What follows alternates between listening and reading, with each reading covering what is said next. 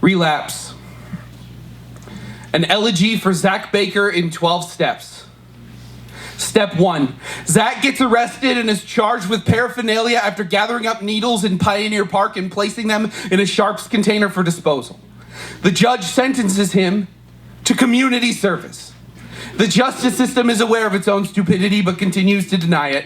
Step 2. Dante, I have seen your inferno. The first time I gave an overdosing man naloxone, he screamed from every cell in his body. His fist connected with my face, and I didn't see stars. I saw a lake of fire, and now I am an atheist that believes in hell. Step 3. Utah has a stigmata against addicts. Step 4. Zach was in and out of rehab. We'd both seen the bloody inside of the opioid epidemic. He advocated for addicts in a state that would rather see them dead. Step 5. Zach fights to pass a Good Samaritan law that would prevent police from charging people who are overdosing with drug-related crimes. He must build new homes in Utah's heart. Step 6. The bill passes. Glory, glory. Step 7. Zach fights for a new bill, one that would give the public access to naloxone. Step 8. A Purdue spokesperson says, abandon hope, all ye who enter here. And my friend Chase overdoses on an overprescription, and I am over playing the role of Virgil. Step 9. The bill passes. Glory, glory. In the land of the God makers, anyone can be a savior. Step 10.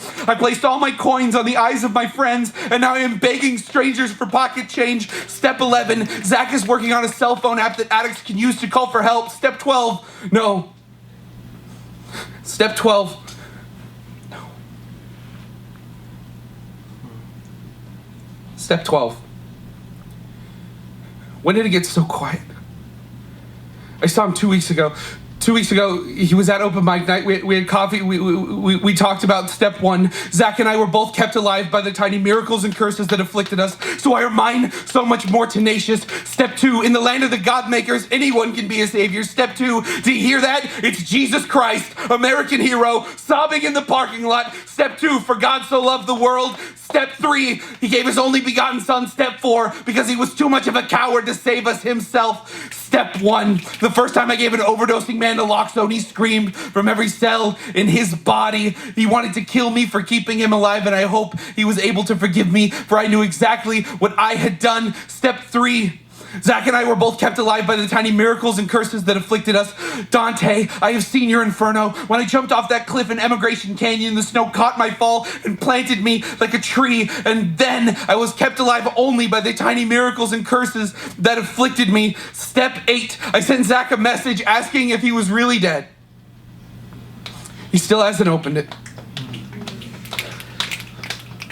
Step 12, in the land of the God makers, anyone can be a savior, but don't you know the most famous story about a savior? He gets forsaken at the end. Step 1. For the first time in over a decade, Utah has moved below the national average of overdose deaths.